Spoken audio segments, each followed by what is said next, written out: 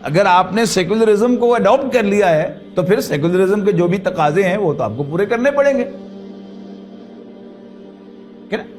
تو اس میں نہ اللہ کا ذکر ہو سکتا ہے نہ آخرت کا ذکر ہو سکتا ہے، اس لیے کہ سائنٹیفک میتھڈ سے یہ پروو نہیں ہو سکا ابھی تک کہ جب سیل ایک دفعہ ڈیڈ ہو جائے تو وہ دوبارہ بھی زندہ ہو سکتا ہے. لہذا آخرت بھی گئی، اللہ بھی گیا، آخرت بھی گئی. پھر فرشتے بھی نظر آنے والے وجود نہیں ہیں، وہ بھی گئے، جنات بھی گئے، اور فرشتہ گیا تو وہی بھی گئی. تو اصل جو زہر ہے سیکولرزم کا وہ کیا ہے؟ وہ نظام تعلیم میں ہے. اب کیا ہوگا؟ وہ جو اسٹیٹ کی سطح پر یا لاز کی سطح پر اللہ کو ماننے کی اجازت بھی دی جائے گی تو وہ کس اللہ کو ماننے کی اجازت دی جائے گی؟ پہلی بات تو یہ کہ کہا جائے گا ٹھیک ہے اللہ کو ماننا ہے تو مان لو، محمد کو رسول ماننا ہاں مان لو، ٹھیک ہے، وی ڈونٹ مائنڈ. وہ بڑے سچے انسان تھے، بہت نیک تھے، بڑے دیانتدار تھے، کبھی دھوکہ نہیں دیا، بڑے خوش اخلاق تھے. وہ عورت جو پر کوڑا پھینکا کرتی تھی اس کی بھی تیمارداری کے لیے چلے گئے تھے. مطلب کیا ہے؟ بہت عظیم انسان تھے، لیکن نبی ماننے پر انسسٹ نہ کرو.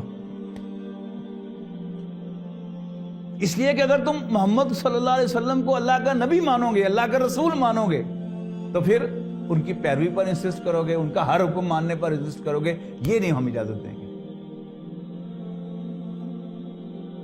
ہم کیا کہیں گے کہ تم اپنا قانون خود بناؤ، اس میں مذہب کا کوئی عمل دخل نہ ہو.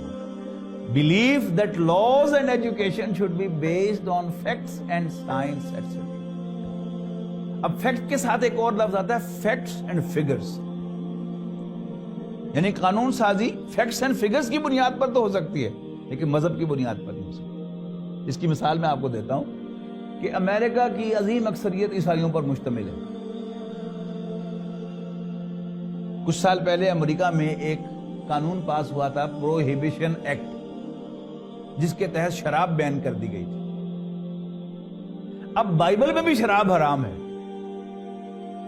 لیکن اس قانون کا جو ریفرنس تھا، آتا نا بل آتا نا کوئی پارلیمنٹ میں، پارلیمنٹ بیٹھے بٹھائے تو قانون نہیں پاس کر سکتی، اس کے پاس کوئی ریفرنس جاتا ہے، پھر اس ریفرنس پر وہ گفتگو کرتے ہیں، بحث کرتے ہیں، اور پھر قانون سازی کرتی ہے پارلیمنٹ. وہ ریفرنس کیا تھا؟ وہ بائبل نہیں تھی. ریفرنس کیا تھا؟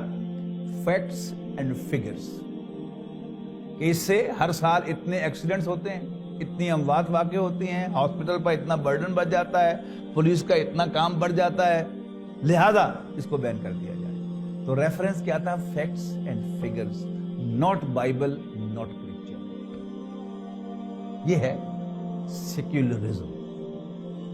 بہت خطرناک شے ہے. یعنی اس کی ونڈو ڈریسنگ، بظاہر وہ کہتے ہیں کہ جی ہم تمام مذاہب کو کھلی چھٹی دیتے ہیں،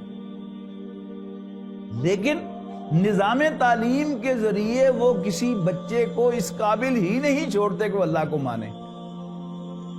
لیکن جو اصل طالب علم ہوتا ہے، علم کا طالب، وہ تو ہر بات کو سمجھ پر پڑتا ہے. ٹھیک ہے نا؟ آپ سب نے وہ گفتگو سنی ہدایت پر، لیکن اس نوجوان نے اس پر کوشچن کیا، یعنی سمجھنے کی کوشش کی نا. تو اچھا طالب علم تو وہی ہوتا ہے کہ جو بات کو سمجھ کے پڑھتا ہے. لیکن اب جس نے یہ سائنس کی تعلیم یا سیکولر ایجوکیشن سمجھ کر پڑھ لی اور اس کا مائنڈ سیٹ بن گیا، مائنڈ سیٹ کا لفظ ہم استعمال ہوتا نا آج، میں نے زور دے کر کہا ہے، جس کا مائنڈ سیٹ بن گیا کہ جو چیز حواس خمسہ کی گرفت میں نہ آئے، حواس خمسہ ویریفائی نہ کر سکیں یا سائنٹیفک میتھڈ سے پروو نہ ہو سکے، اس کا کوئی وجود نہیں ہے.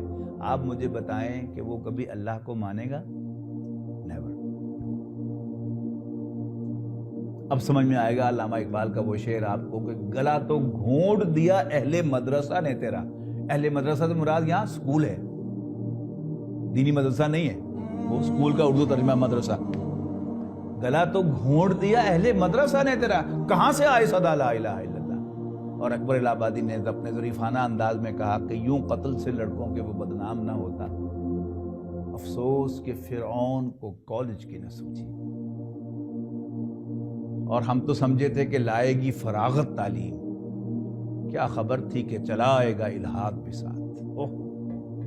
یعنی بڑے الحاد کسے کہتے ہیں؟ اللہ کے انکار کو.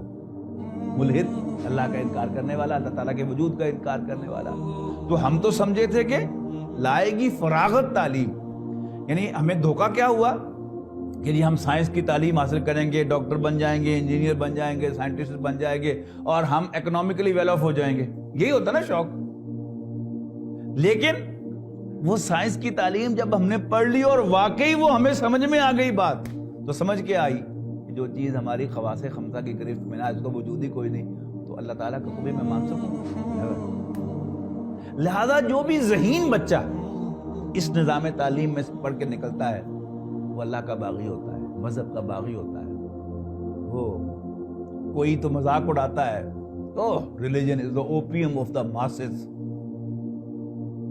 عام بھیڑ بکریوں کی طرح جو لوگ ہیں, یہ ان کو نیند کی گولی جو ہے وہ ان کے لیے افہیم ہے کہ وہ ذرا ٹرینکولائز ہو جائیں اور چیزوں کو کوشچن کرنا چھوڑ دیں, سو جائیں, ڈوری دے کے سلانے کے لیے.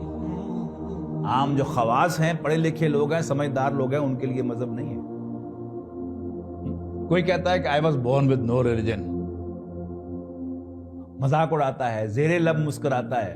ان میں سے بھی جو دو قسم کے لوگ ہیں, ان میں سے جو شریف ہوتا ہے خاندانی روایات کے تحت, وہ اپنے ماں باپ کے کہنے پر نماز بھی پڑھ لیتا ہے, اگرچہ مانتا نہیں اللہ کو, لیکن خاندانی روایت پر عمل کرتے ہوئے نماز روزہ بھی کر لیتا ہے, لیکن اس کے دل میں بھی الحاد ہوتا ہے.